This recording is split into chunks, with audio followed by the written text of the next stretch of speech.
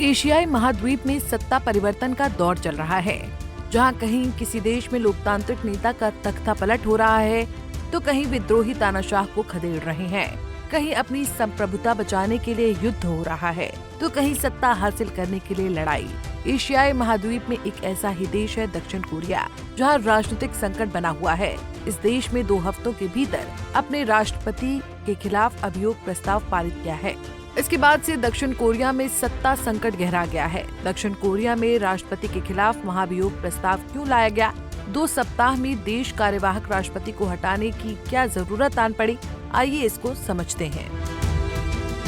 दरअसल दक्षिण कोरिया में इस समय सत्ता संकट है। 2 सप्ताह पहले ही इस देश में राष्ट्रपति यून सूक योल के खिलाफ महाअभियोग का प्रस्ताव पारित हो चुका है।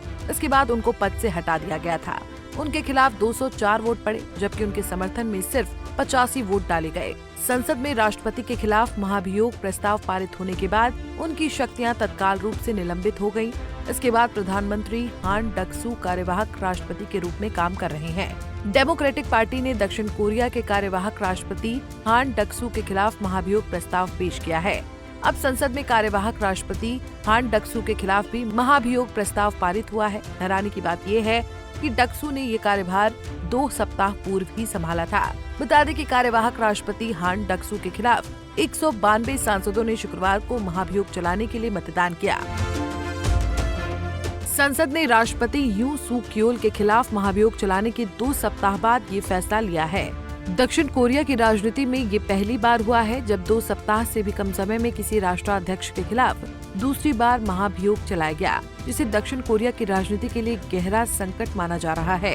ये पहली बार होगा जब दक्षिण कोरिया ने कार्यवाहक राष्ट्रपति के खिलाफ महाभियोग चलाया है। 3 दिसंबर को मार्शल लॉ लगाने के असफल प्रयास के बाद संसदीय मतदान में राष्ट्रपति यून को निलंबित करने के बाद प्रधानमंत्री हान ने कार्यवाहक राष्ट्रपति का कार्यभार संभाला। शुक्रवार को नेशनल असेंबली के स्पीकर वू वोन शिक ने कहा, मैं घोषणा करता हूं कि प्रधानमंत्री हान डक-सू के महाभियोग प्रस्ताव को मंजूरी मिल गई है। मतदान करने वाले 192 सांसदों में से 192 ने महाभियोग चलाने के पक्ष में मतदान किया। कार्यवाहक राष्ट्रपति के महाभियोग को सफल बनाने के लिए 300 सदस्यीय संसद में 151 से अधिक मतों की आवश्यकता होती है। वहीं अभी भी राष्ट्रपति यून को उनके पद से बर्खास्त नहीं किया गया है। वो राष्ट्रपति हैं, लेकिन उनकी शक्तियों को रोक दिया गया है। यून की राष्ट्रपति संबंधी शक्तियां निलंबित कर दी गयी, लेकिन वो पद पर बने रहेंगे तथा विद्रोह या राष्ट्रद्रोह को छोड़कर अधिकांश आरोपों से उन्हें छूट प्राप्त रहेगी। संवैधानिक न्यायालय के पास ये तय करने के लिए 180 दिनों का समय है कि यून को राष्ट्रपति पद से हटाया जाए या उनकी शक्तियां बहाल की जाएं।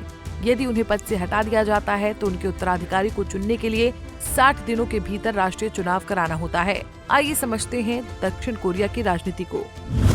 दक्षिण कोरिया की संसद और इसके नियम। राष्ट्रीय असेंबली में 300 सीटें हैं, जिसमें 253 निर्वाचन क्षेत्र सीटें और 47 पीआर सीटें हैं। 30 पीआर सीटों को अतिरिक्त सदस्य प्रणाली सौंपी गई है, जबकि 17 पीआर सीटें समानांतर मतदान पद्धति का उपयोग करती हैं। दक्षिण कोरियाई संविधान के अनुसार एक सदनीय विधानसभा में कम से कम 200 सदस्य होते हैं। दक्षिण कोरिया में सरकार का मुखिया राष्ट्रपति होता है। यहाँ पर चुनी हुई सरकार का कार्यकाल 4 वर्षों का है। 1990 में संसद में 299 सीटें थीं, जिनमें से 1988 के आम चुनाव में 224 अप्रैल एकल सदस्यीय जिलों से सीधे चुने गए थे। दक्षिण कोरिया के कानूनों के तहत शेष 75 प्रतिनिधि पार्टी सूचियों से चुने गए थे। कानून के अनुसार यहाँ चुनाव के लिए उम्मीदवारों की आयु कम से कम 30 वर्ष होनी चाहिए। अगर बात की जाए दक्षिण कोरिया के राजनीतिक संबंधों की, तो दक्षिण कोरिया वैश्विक पटल पर अमेरिका के करीबियों में से एक है। दक्षिण कोरिया की भौगोलिक परिस्थिति और उत्तर कोरिया और चीन के पास ये देश अमेरिका की पूर्वी एशिया में मजबूती बनाए रखने के लिए एक महत्वपूर्ण स्थान है। इन दोनों देशों के बीच राजनयिक संबंधों की शुरुआत 1949 से हुई। अमेरिका ने आधुनिक दक्षिण कोरिया राज्य को आधिकारिक तौर पर कोरिया गणराज्य की स्थापना में मदद की। इसके बाद से दक्षिण कोरिया में दशकों के बाद जबरदस्त आर्थिक, राजनीतिक और सैन्य विकास हुआ। दक्षिण कोरिया का अमेरिका के साथ सैन्य गठबंधन है, जिसने वियतनाम युद्ध के बाद से इराक युद्ध सहित हर युद्ध में अमेरिका की सहायता की है। इस दोस्ती का महत्व आप इस बात से समझ सकते हैं कि 2009 के G20 लंदन शिखर सम्मेलन में तत्कालीन अमेरिकी राष्ट्रपति बराक ओबामा ने दक्षिण कोरिया को अमेरिका के सबसे करीबी सहयोगियों और सबसे अच्छे दोस्तों में से एक कहा था। 1987 में दक्षिण कोरिया एक प्रमुख गैर नाटो सहयोगी के रूप में नामित होने वाले देशों के पहले समूह में शामिल था। जून 2023 में दक्षिण कोरियाई राष्ट्रपति यू सुक येओल ने कहा था कि उन्होंने उत्तर कोरिया के बढ़ते सैन्य खतरे के मद्देनजर संयुक्त राज्य अमेरिका के साथ देश के गठबंधन को परमाणु आधारित में अपग्रेड किया है। साउथ कोरिया एक लोकतांत्रिक देश और उस देश ने वहां की आर्थिक स्थिति में बेहतरी के लिए कदम उठाए हैं। बहरहाल दक्षिण कोरिया इस समय राजनीतिक संकट से जूझ रहा है। इस संकट से इस कोरियाई देश में अस्थिरता उत्पन्न हो सकती है। कोरिया का सबसे बड़ा प्रतिद्वंदी उत्तर कोरिया है। दक्षिण कोरिया की अस्थिर सरकार पूर्वी एशिया में अमेरिका की स्थिति को कमजोर कर सकती है।